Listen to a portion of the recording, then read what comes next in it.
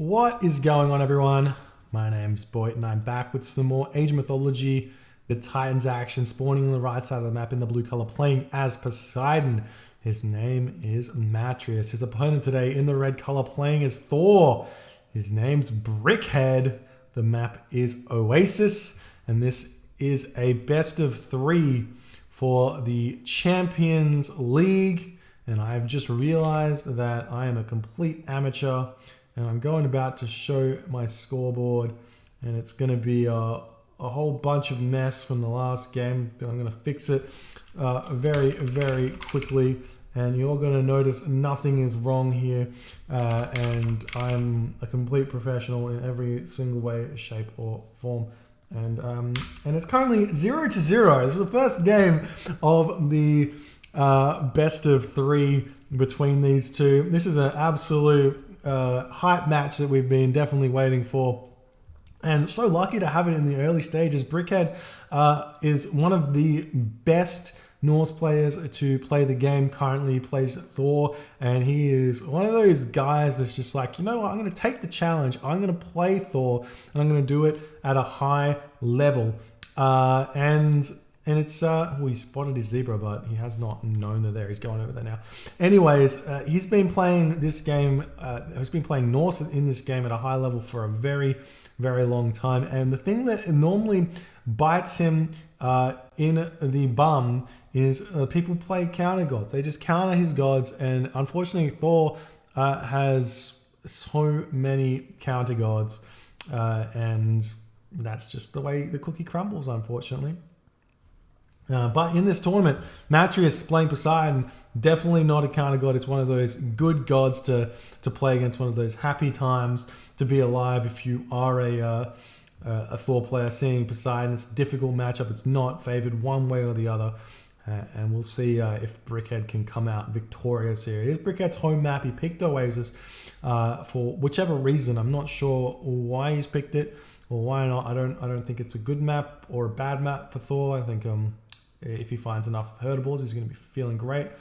But he has picked it, and we do see that Arrows of the Alpha is over here, 20% extra building pierce damage. You've also got the Bridle or Bridle of Pegasus. I'm not sure how to say that. I don't even know what it means, but that does give you a Pegasus. Basically gives you Odin scouting capabilities, so could get that and be very happy with himself if he wants to. We do see the Catastrophe spots this over here, and it's looking like 3 giraffes spawn for this Oasis, and the lure of Matreiuss is not bringing in his giraffe here. Unfortunately, he drags those ones in. This is why, as Poseidon, you kill off all of your hunt instantly. Otherwise, you may get one of these giraffes dragged in and not steal your opponents.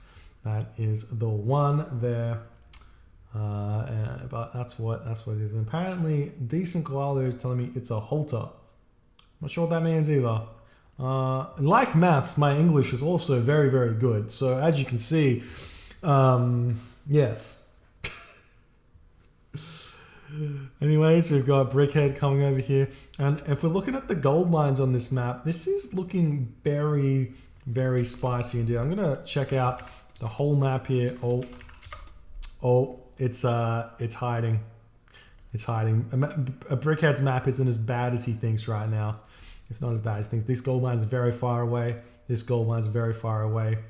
But what you have to do as a player is you've got to count the gold mines. 1, 2, 3, 4, 5, 6, 7. You count 7 gold mines, and that means you've missed one. So that gold mine has to be here or here, and then it pretty much has to be here. There's nowhere else it could be. It could be in this little black spot here. Not really ever going to be there. But basically, nice play from Brickhead to trap that Catastrophe there. That's actually kind of huge. The Catastrophe is a big scouting unit for Matreiuss. We are seeing Freya coming through for Matreiuss. Sorry, for Brickhead, and Matreiuss is going through Hermes here. So that's obviously completely standard. And the question is going to be, where does Brickhead go next? Unfortunately, his baboon are over the wrong side of the map. And one thing that Norse players do have an advantage over every other civilization except for potentially Atlantean, is that the baboon is very gatherable. Thorin especially, because he can one-hit the baboon with his pig sticker. And we do see the Theseus coming in now. He does have the Brittle of Pegasus, but Torfy Biscuit Tamer is already over here. Villagers do come over and harass back, getting some damage done on that. Theseus Freya comes in for Brickhead. Theseus getting pushed back. Centaur is on the way. Hippolyta coming in as well. But the giraffe has been finished now, and the villagers will simply just retreat back to their home base. Valkyrie now moving forward. Hippolyta is going to be returning to his base because he knows the Valkyrie is going to be coming in. The Centaur retreating, as well as the Theseus here. The villagers just going to come back. Potentially just go over to the berry bushes before he gets... he already has husbandry. He's already got husbandry, so he can jump straight onto these goat if he wants, or he can let them sit there and get fat a bit faster than his opponents. You can see they're already on 167 as opposed to 158 food for Matreiuss, so they do come up a little bit faster if you get that husbandry. I would like to see another ox cart out for Brickhead. Every single time these gatherers drop off the wood, that's like 3 or 4 wood you're missing out on. And obviously if you drop off many times, it's going to be an ox cart. So always want to be fixing those up if you can.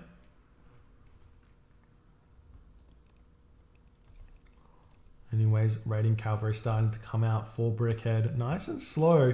Check out his population. It's 50 population for Matreiuss. It's 45 for Brickhead, so slightly behind. And Brickhead is just happy to just chill for the moment.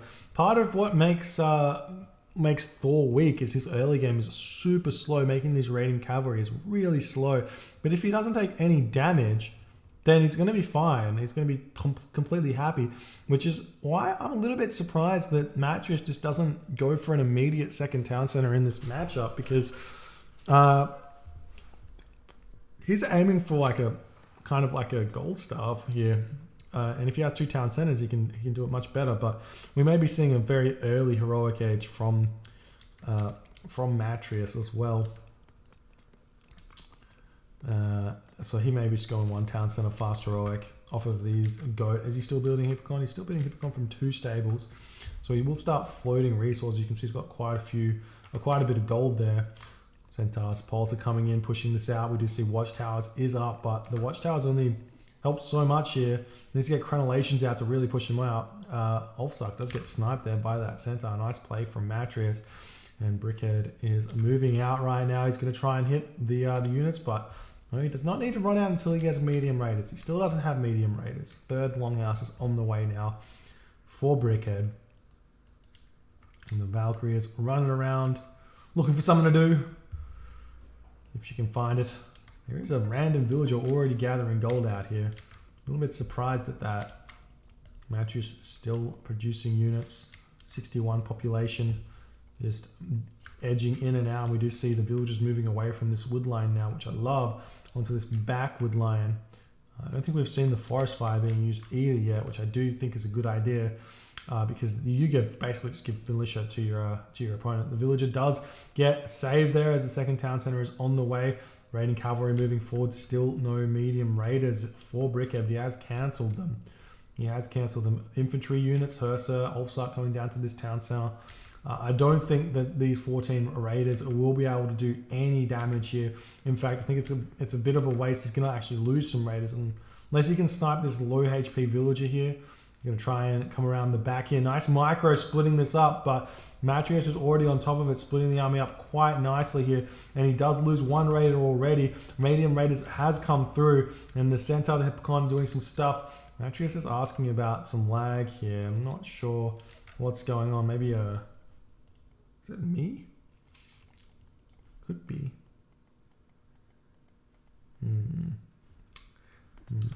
Actually, I have an idea. Apologies for the dings that are going to be happening.